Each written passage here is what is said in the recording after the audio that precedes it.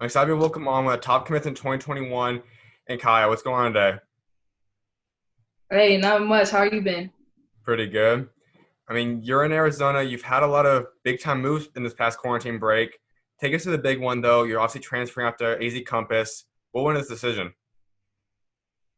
I mean, I felt pretty satisfied with how I left my last high school. We just won state championship, and then our coach left, and I like being coached by him. He's trained me really well. I think he helps me grow a lot. So I was like, it makes sense to follow him up there, get more exposure that way and stuff like that. So it was just most likely just following him out there because I know he would still train me to be really good. So Absolutely. And I mean, let's talk about your high school career so far.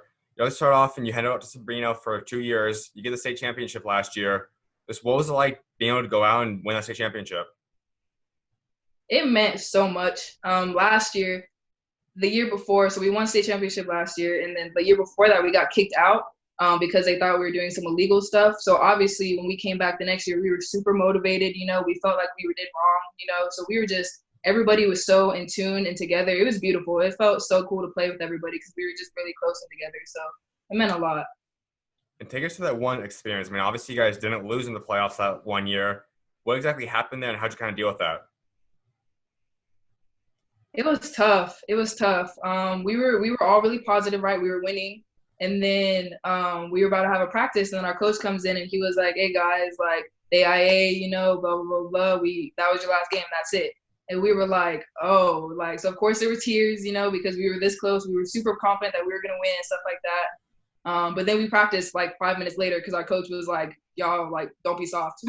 So we were sitting there with like poopy eyes after we just cried practicing. But it just motivated all of us a lot. So that was probably happened for the best. It created a different sense of motivation for people who probably wouldn't have had it if it didn't happen.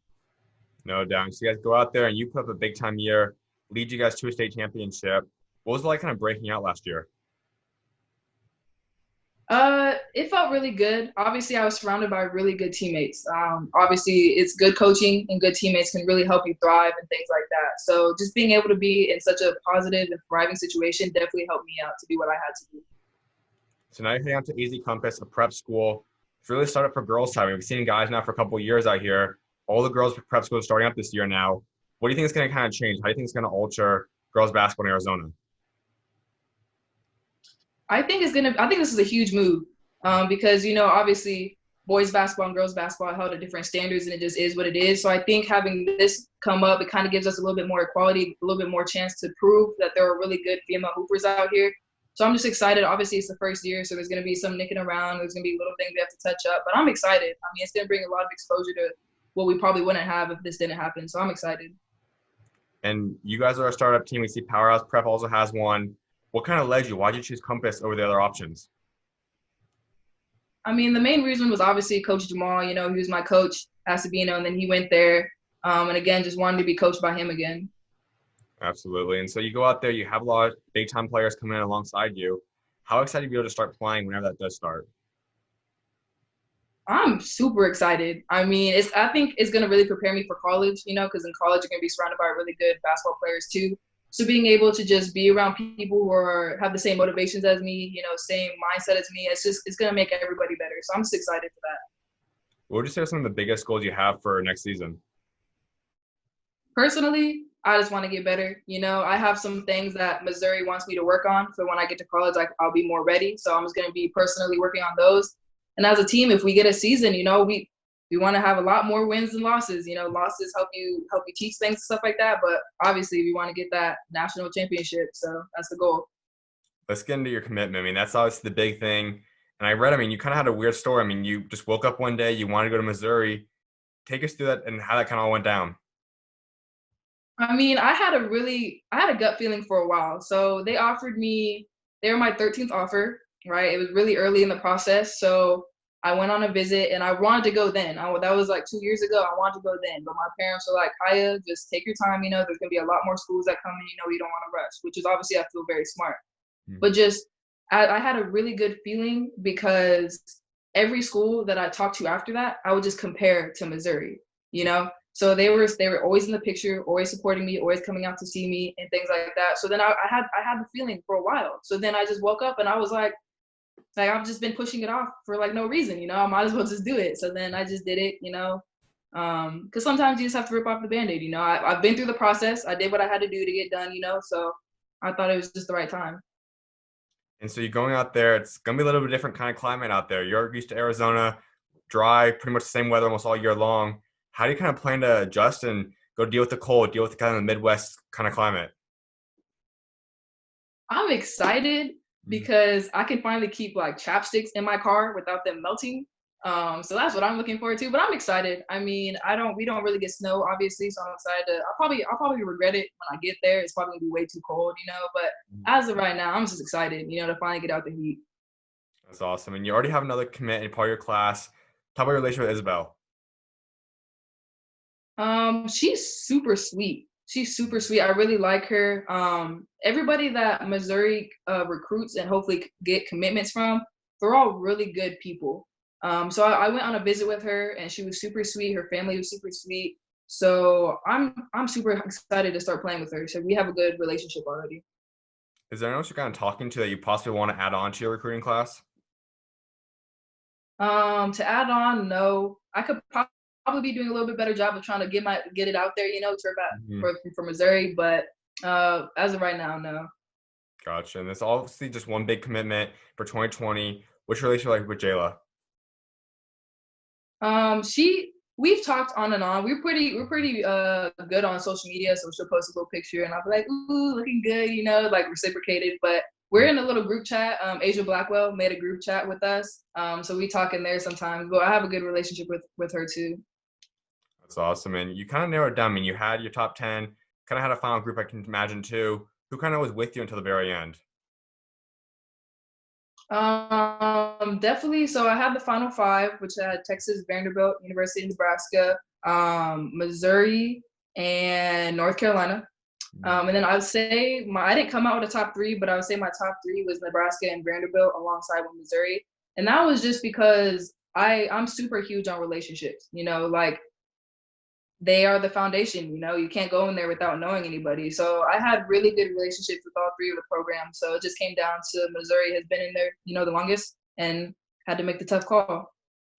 And that's something that a lot of people and all sports deal with, obviously, the big name schools. And whatever sport you play is obviously the powerhouse, the blue blood kind of schools. You obviously didn't go to North Carolina. What kind of went into that? How were you able to kind of separate the iconic kind of schools and choose the best situation for yourself? That's definitely an interesting question because obviously there was a part of me that wanted to go to like a big name school, you know, because it comes with it. But I had to choose what I thought was personally going to be best with me and have positive relationships alongside with it. So I feel because Missouri had a girl go to the WNBA, she's in the WNBA right now, so the connections are there. So if I do what I have to do, I can still go where I want to go. So the name doesn't really matter in that regard. So I was just huge on the relationships, you know, so they can still get me. I can grow as a person with a good relationship, and then I can still grow as a basketball player and get where I want to go. That's a big thing. I mean, you still are at a big school, SEC conference. How excited to be able to be a part of that? I'm super excited. There's a lot of good teams in there. A lot. I'm gonna have really good competition. A lot of the 2021s, the top 2021s, have committed to SEC schools. So I'm just excited to get thrown in there with the best. And so they are kind of in a rebuilding stage, 9-win season last year. How do you look to kind of grow that to becoming a legit team or contender eventually? I'm just excited. There's high hopes. They obviously got the two 5-star commits last year, you know, so they're getting in there trying to rebuild. And I think with our class coming in, it's gonna help. You know, it's gonna take some communication, some leadership, and things like that. But I think it will definitely, by the time I get there, there'll be some significant growth, which I'm excited to be a part of. Now, kind of talk about your coach out there. I mean, she played obviously in basketball. What's like going to be able to go to a coach that's played at the professional level and done what you want to do? I'm excited. I mean, she obviously knows what she's doing, you know, so being able to be put under her wing so she can teach me the ways, you know, it's the perfect situation I feel for me. You know, she's gonna really teach me what I need to know, and I'm excited for that. Now, however long you obviously stay out there, you're also going to want to achieve some stuff. What's some of the biggest goals you have for your career out there? Um, I definitely want to be like freshman of the year, you know, for like the conference and things like that. I just want to contribute really well. So I'm not putting too much focus on like scoring the most points and being like, woo rah, you know, because obviously everybody has their own process. And if I force it, I feel like that's going to cause like me to like try too hard, you know? So I'm going to go in there, not really like, I know I'm going to make an impact and I hope I make an impact, but I'm not really going in there with any like big like accomplishments. Cause I feel like if I go in there naturally, I think I'll accomplish those things without having to try. Without doubt. And I mean, we talk about Arizona basketball. There's a lot of top girls out here. What's your relationship with some of them, and who's some of the girls you're closest to? Well, I'm just gonna talk about the people that are on AZ Compass with me. So obviously Maddie Connor, Kam'Ren Doty, Cameron Rhodes. Um, I've been around them for a while, you know, being in the Arizona basketball community for a while, you know, and I'm really glad that I've been able to go to school with them because a lot of people have misconceptions of how these people are when they just see them on social media and things like that. So these people are really, really sweet, really, really hardworking, and being able to be around people like-minded again, going the same direction as me, it's been a blessing, you know. And now that they're all on the same team, it's like, ooh, like like we gonna be dangerous. So I'm excited. And just moving over there, I mean, for people that don't know, I mean, Tucson's obviously pretty far away from Gilbert, Chandler area. How do you kind of adjust to that, and what's it gonna be like kind of living out here? I've been thriving so far. I like being independent. I like being on my own, and also I see it as regards of like kind of a taste of obviously going all the way to Missouri, you know, for college. So it hasn't been that too bad of a change. I've moved in with another girl from Tucson, and we've held each other down. She's also on Easy Compass. Her name's Lauren Manion. But she's held me down, you know. So both of us moving out there, getting out of our comfort zones, you know, it's been a really good transition so far. I do believe your first offer came all the way back in sixth grade. What was that like, and take us through that? Man, I'm gonna be honest, I didn't even know what an offer was back then. Mhm. And the way I got it was so weird. And I'll tell you the story in a little bit, but it was like I had an attitude with the head coach. So then my dad made me apologize. And when I apologized, he was like, "Oh, I respect your character. You know, you have an offer to the school, blah, blah, blah." And I was like, I don't know what an offer is. So I just went on with my day. And my dad was like, Kiya, like that was an offer. And I was like, oh my gosh, you know, but just the way like I got it, you know, and obviously being so young. But that was really cool now that I look back on it. Like, and he was a well-known coach. He coached at UTEP for a little bit and then he went to Kansas. And now I honestly don't know where he's at. But to get an offer, my very first offer from him, that's a huge blessing because he knows what he's doing, obviously. So that was really cool though. That's really exciting. Absolutely. And I mean, AAU obviously hasn't gone as planned, hasn't really been anything that way, but I know you're part of West Coast Premier. Talk about being part of them. I love playing with them. Obviously, being on EYBL, I think it's the best circuit out there. So when I played with them last year, we played against the best. You know, we had a pretty good season last year. We have a really good team this year. Very, very good team. A lot of high-ranked kids and things like that. So it's kind of a bummer that this season hasn't turned out as planned because we were actually going to take the circuit by storm. But the Coach Brian, man, he has helped me so much. Like being around Coach Jamal and Coach Brian, they're so strong on making you mentally stronger, you know? So personally, I used to be really mentally weak. You know, I was really soft and I can admit that.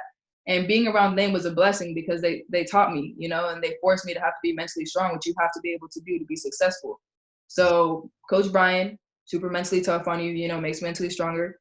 Very good coach, very good team. I've been very blessed to have to play with them last year. And then hopefully we can get a couple games, hopefully in this year, but I'm excited. I really like the team. That's awesome. And a couple more things before I let you go. One I was like asking is talk about your legacy. By the time you walk away from the game someday, what do you want your legacy to be? What you do both on the court as well as off of it? For on the court, I hope that I can bring some type of noise to Tucson because obviously Tucson is not that big, you know, in basketball. There's a lot of hoopers down there that I feel like are underrated. So hopefully my process has brought some attention to Tucson so then other people can get the attention that they deserve. And off the court, I hope that I've been able just to be a kind person, help people out through whatever they need to be helped with, you know, push people to be better and just be a good person, you know, be a good friend, have good relationships and just be positive and have positivity all the time. Without a doubt. So by the time you're done playing basketball someday, what do you kind of want to get into? What's kind of the professional jobs or something you want to do after basketball?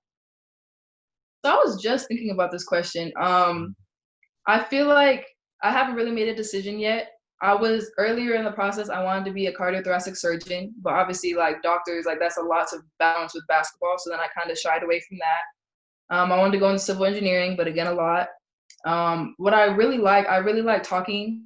I'm a really big talker. I like talking on camera and stuff like that. So I might go into some type of communications, maybe be like a public speaker, maybe for like TV one day, you know, sports one day. But as of right now, I have no like decided career after basketball.